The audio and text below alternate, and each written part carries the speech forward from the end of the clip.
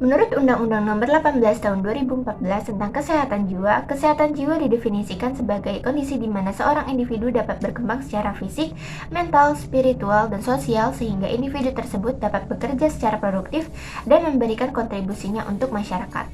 Pada rentang usia 15-24 tahun, prevalensi gangguan depresi di Indonesia diketahui mencapai 6,2% atau sebanyak 11 juta orang menurut Riskesdas tahun 2018. Rentang usia tersebut termasuk dalam rentang usia produktif yakni 15-65 tahun. Jika tidak ditangani dengan tepat, kondisi gangguan emosional yang diderita masyarakat rentang usia produktif dapat berdampak cukup serius. Salah satunya adalah turunnya tingkat produktivitas masyarakat. Namun, terdapat beberapa tantangan dalam menangani masalah kesehatan jiwa di Indonesia, seperti stigma yang melekat erat pada penderita gangguan jiwa, pembicaraan mengenai kesehatan jiwa yang masih tabu di tengah masyarakat, serta sarana dan prasarana layanan kesehatan jiwa yang belum cukup memadai. Oleh karena itu, layanan kesehatan jiwa yang mudah diakses dan oleh masyarakat sangat penting untuk diwujudkan. House of Wellbeing sebagai jasa yang menyediakan pelayanan konsulti psikolog secara daring dapat menjadi jawaban atas tantangan masalah kesehatan jiwa di Indonesia. Melalui inovasi ini, penderita yang memiliki masalah kejiwaan dapat berkonsultasi dengan tenaga ahli secara real-time dari manapun melalui video, telepon, dan juga pesan obrolan. Pelayanan kesehatan jiwa di Indonesia hingga saat ini masih didominasi oleh pelayanan tersier di rumah sakit jiwa ataupun rumah sakit di kota-kota besar. Selain itu, Indonesia sendiri memiliki struktur geografis pulau dan jumlah penduduk yang menyebar. Nah, salah satu faktor ini menjadi penyebab mengapa masih banyak orang memiliki akses terbatas untuk melakukan konsultasi psikologis. Nah, era globalisasi membuka jalan baru bagi banyak orang. Salah satunya dengan kemajuan teknologi, kolaborasi antara layanan konsultasi psikologi dengan menggunakan teknologi informasi dan komunikasi, memberikan kemudahan akses jaringan dan informasi dengan memberikan layanan langsung real-time oleh psikiater dimanapun dan kapanpun. Nah, layanan ini disediakan oleh spesialis bersertifikat dan dapat dilakukan melalui telepon, email, obrolan, atau konferensi video. Perusahaan sendiri akan menyediakan jasa konselor dengan 3 macam jenis, yakni jasa konselor yang masih muda dengan pengalaman minimal 1 tahun yang cocok dengan permasalahan remaja. Yang kedua, jasa konselor muda dewasa dengan pengalaman minimal 5 tahun, cocok untuk customer dengan rentang usia dewasa ke atas. Dan yang ketiga, jasa konselor expert dengan minimal 10 tahun pengalaman, cocok untuk customer dengan permasalahan remaja, dewasa, pernikahan, atau pasangan. Selanjutnya, saya akan menjelaskan mengenai peluang atau target pasar kami. Jadi, target pasar kami ialah masyarakat dengan rentang usia 15 sampai dengan 30 tahun ke atas. Seperti yang kita tahu, dari sisi persaingan, jasa konsultasi online ini tidak terlalu menekan persaingan di dunia maya. Karena ini disebabkan jasa konsultasi ini hadir untuk membantu banyak orang yang membutuhkan jasa konsultasi psikologis. Selanjutnya masuk pada metode pelaksanaan. Bagian yang pertama yaitu bagian kebutuhan tantangan atau fase inspirasi.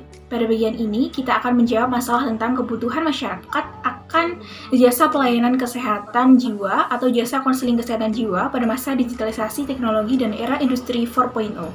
Kita akan mengembangkan inovasi layanan konseling elektronik yaitu House of Wellbeing yang dapat diakses oleh masyarakat kapanpun dan dimanapun mereka berada. Kemudian fase yang kedua yaitu fase konstruksi atau pengembangan ide. Tentang alasan kami mengembangkan inovasi ini. Alasan kami yaitu untuk memenuhi dan menjawab kebutuhan jasa konseling masyarakat di era industri 4.0. Inovasi kami ini juga berbasis Android yang dapat digunakan oleh seluruh kalangan kapanpun dan dimanapun. Dan juga inovasi kami ini akan menciptakan inovasi baru yang efektif, efisien, dan usable. Pada fase yang ketiga yaitu fase implementasi atau fase pembuatan karya. Kami mengimplementasikan inovasi kami ini untuk dilakukan uji coba terlebih dahulu pada kalangan mahasiswa dan juga masyarakat sekitar Universitas Indonesia untuk menghindari adanya kekurangan dan juga kesalahan pada inovasi yang kami buat. Berikutnya adalah langkah-langkah atau prosedur dari House of Wellbeing. Bagian yang pertama adalah melakukan riset, analisa riset, dan menentukan alur pelayanan.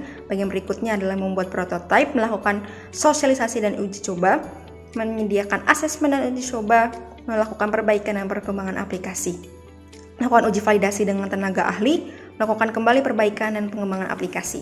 Bagian yang terakhir adalah menyelesaikan prototipe, menjalin kemitraan dengan pihak yang terkait, menyiapkan dokumen administrasi aplikasi produk, melakukan sosialisasi kepada masyarakat, peresmian dan launching produk.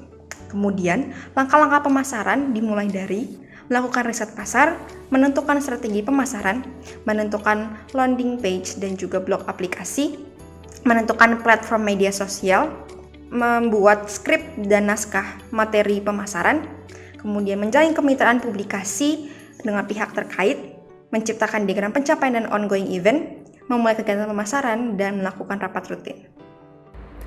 Hal berikutnya yang akan kami bahas yaitu mengenai rancangan anggaran dan juga jadwal kegiatan. Anggaran pertama yang akan kami alokasikan kepada gaji psikolog sebesar 9 juta. Lalu yang kedua yaitu pembelian akun Zoom Premium sebesar 300.000.